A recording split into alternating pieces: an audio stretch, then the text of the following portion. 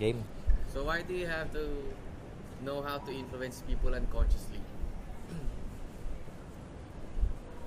Ano yung sasabihin ko? Ayun. So, nandito ka na sa network and you're starting to recruit people and also, um, your friends and families and mga prospects mo na cold market. Most of the time, maraming mga sumasali sa network, hindi nila alam paano ayusin yung profile nila and yung sarili nila to recruit more people. Yung tuturo ko sa inyo is how to unconsciously um, somehow recruit people and influence them without them even knowing. A long time ago, I learned that attraction is not a choice. It just means that ang mga tao, they get attracted to individuals and persons even if ayaw nila, even if they don't like it or they don't like them. So, paano nangyayari to? Basically, what happens is, if halimbawa, meron kang, siguro na-experience mo to, meron ka isang person na gusto, or di mo alam bakit mo siya gusto, pero logically speaking, halimbawa, hindi naman siya ganun ka-good looking, or hindi naman siya ganun kayaman, o high educated, pero nagustuhan mo siya. It's because attraction na is not a choice. May mga certain switches sa brain natin na kapag na-trigger, nagugustuhan mo isang person. That's why siguro may mga friends ka, tinatanong mo sa sarili mo, paano yung nagustuhan tong taon to? Hindi naman gwapo, o kaya pangit-pangit, o kaya hindi naman mayaman, pero gustong-gusto niya. It's because pag na-trigger may mga attraction switches na tinatawag, magkakagusto yung person sa'yo. Same as sa sales, same as sa network marketing na ginagawa natin. Very advanced stuff nung tuturo ko, pero matutulungan ka to market yourself and your business. So, for example, sa networking, sa business natin, marami mga speaker, magaling mag-present.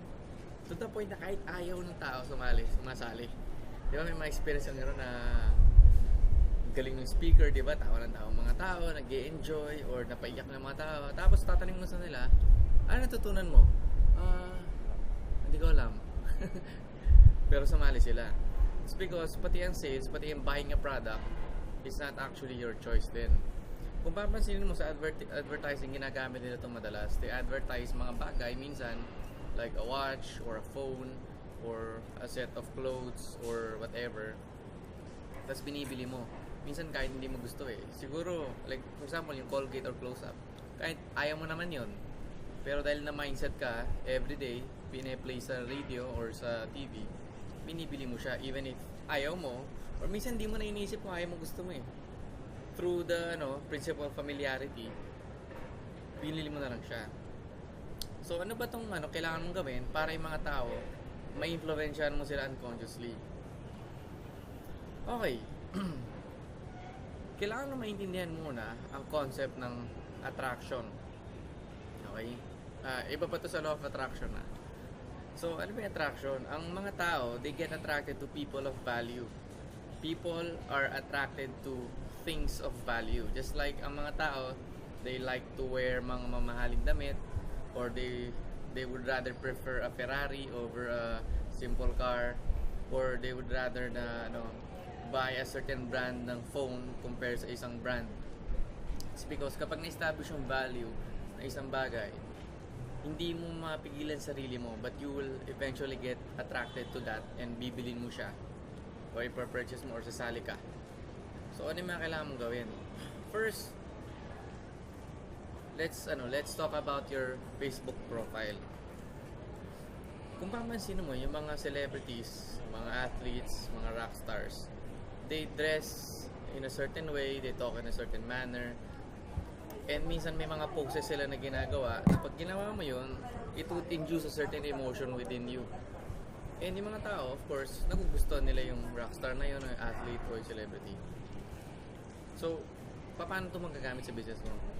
Kung halimbawa, yung Facebook profile mo, parang pinopost mo puro inuman, o kaya wala kang t-shirt, tapos nagkakamot ka. So, ano iisipin ng mga prospects mo pag pumapasyal dun sa profile mo? Of course, they would think na ano ba tong lifestyle niya, pangit-pangit. Pero what if ang profile mo para kang, let's say, sikat na celebrity, pinapakita mo doon na sports car ka, or nagta-travel ka kung saan mga spots, or let's say pinopost mo yung income kinikita mo, or maayos yung profile mo as somebody na nagbi-business. Parang yung kila Donald Trump, parang yung kila Robert Kiyosaki. So yung mga papasyal doon ng mga tao, mamamindset sila, uy, businessman to, or mayaman to. Okay? Because tandaan nyo guys, first impressions last. Which means na kung ano yung unang nakita sa'yo ng tao, tatandaan nila yon. Why? It's because naturally, lahat ng tao dito sa earth is judgmental. For example, kanina may nakita akong lalaki na naglalakad tapos may punit yung dito niya, shirt niya. Sa mind ko, siguro mahirap dahil walang pambiling t-shirt. So automatic nag-judge yung mind mo. Or kaya may nakita ka na experience mo, siguro may nagpe-present sa'yo, diba? Million kinikita, tapos bigla nakikitawag sa'yo sa phone dahil wala na siya load. Ano iisipin mo? Diba? So, kailangan ma-establish yung mga ganitong klaseng ideas sa mind, ma-implant mo sa mind ng mga tao before ka pa magsalita, which is na-influential mo sila unconsciously. So, halimbawa ako dati, tinuruan ako na pag kumarap ka sa mga prospects, make sure na nakabihis ka, well-groomed ka, para kapag nag-present ka, believable yung sinasabi mong opportunity na pwede kumita ng malaking pera. Because first impressions last, yung unang time na makita ka ng tao, ginajudge ka nila. Okay? So, if halimbawa, crappy yung itsura mo, they would eventually associate ang business mo crappy din. So, if ang itsura mo naman parang highly respectable ka, di ba? Of course, they would treat your business na highly respectable din. So, remember, tatandaan nyo lagi, whenever you're encountering people, make sure ano ba yung first impression na gusto ko niyang magets. Just like ang parang director ka ng movie ng buhay mo. Di ba pag sa movie, halimbawa Transformers, kung ako yung director nasa mind ko, robots saka action. Okay, kung halimbawa naman Titanic, siguro kung ako yung director nasa mind ko, gusto ko ma-feel ng mga tao, madrama, umiyak sila, love story, ganyan. Kung kaya siguro kung ako naman ang director ng, let's say, movie ni Jim Carrey, gagawin ko naman is sabihin ko sa sarili ko, siguro di-direct ko yung movie na pag nakita nila si Jim Carrey, matatawa na sila. Nakikits nyo? So, make sure na first impression, before ka mag-meet ng isang person, you dress appropriately kung anong gusto mong ma-feel niya. So, if gusto mong ma-feel niya na mayaman ka, dapat at least mag-itsura kang mayaman. Kung gusto mong ma-feel niya na masaya, dapat mukha kang clown. O kaya kung gusto ma-feel na parang confident ka, you must also dress appropriately na you seem confident. So, pag nangyari ka sa yun, at least 80% ng presentation mo tapos na eh. Kasi na-feel na nila kailangan niya ma-feel. It's like, kaya sa mga networking, di ba, napaka-important ng meron ka resulta, di ba? May sakyan ka, kumikita ka, pag nakita nila yun, usually close deal na sila kagad. Okay? Ngayon, paano mo ito magagamit naman sa online? Sa online, sa Facebook kasi, dahil wala naman silang idea kung kumikita ka or hindi mo naman sila alam na if mag-meet kayo personally. So, what you can do is ayusin mo yung Facebook profile mo. Ayusin mo siya to the point na, di ba pag yung tinapat mo yung mouse button mo, doon lumalabas yung parang cover photo or profile picture sa isang name. So, dapat yung unang nakikita ng tao, tandaan nyo, is kung ano may first impression na gusto mong magets nila. Ang mga pinakamaganda mga Facebook pictures nakikita ko, papansin ko madalas yung merong parang naka-business sila, itsura, profile picture nila. So, first impression mong business. Halimbawa, may mga nakikita ko, shirtless naman, usually nag-gym. Make sure kung gagawin mo, hindi ba? Target market mo mga nag-gym. Kasi hindi ka makaka-attract na mga business persons that would like to do business din. So, make sure na mga pinopost mo din doon kung gusto ma-attract sila sa business, highly motivational, saka inspiring. Para pag chinek nila yung mga postings mo, makikurious sila.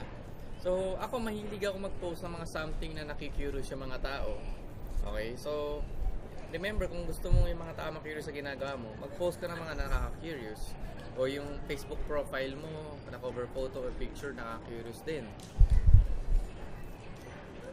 So, tandaan nyo yun napaka-important nito na concept, which is attraction is not a choice, sales is also not a choice.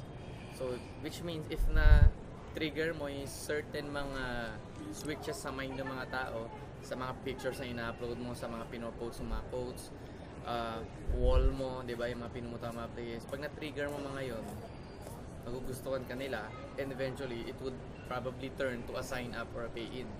So, halimbawa, meron akong downline na lagi siya tumutulong. So, pinopost niya yung mga tinutulungan niya mga street children, ganyan. So, yung mga tao, nagugustuhan sumama sa kanya sumali dahil natatouch, uy, tutulungin naman siya, di ba? Or yung iba naman, nababaliw dahil nagpo-post ng pera or yung binili nila mga bagong mamahalin na gamit. So, yung mga tao, pag nakikita nila yun, they get this impression, ay, mayaman to, di ba? Paano kaya yun? Gusto kong magkaroon ng gano'n. Kasi madalas, maraming sumasali sa business natin na they take for granted yung Facebook accounts nila. Sayang lang, di ba? They don't use it to market themselves. Hindi mo naman kasi kailangan sabihin directly na, uy, nire-recruit kita. Kasi unconsciously, based sa mga pictures mo, profile pics, sa mga pinopost mo, pinapa-curious mo sila eh. Naalala ko dati, may kilala ako eh. Nagpo-post sa Facebook, kasulat doon, lobat ka na ba? Ayun, nalobat tuloy siya. Yun ibig sabihin. So yun, pag nakikita naman nito, lobat ka na ba? So nakikita paano kaya? Ayun, ayoko na malobat eh, baka may solution siya. Diba? So, pinapa-curious niya yung mga tao. So, tandaan nyo, attraction is not a choice, same as sales. Okay? Mga tao, bibili sila even if they don't want to, if na-trigger mo yung mga ganong certain switches sa brain nila. And tandaan nyo, ang pinaka-powerful is yung pictures. Pictures speaks 1,000 words. That's why ginagamit siya advertisements, sa mga marketings, sa mga celebrities. That's why ang gaganda, nag-invest sila sa photoshoot. Diba?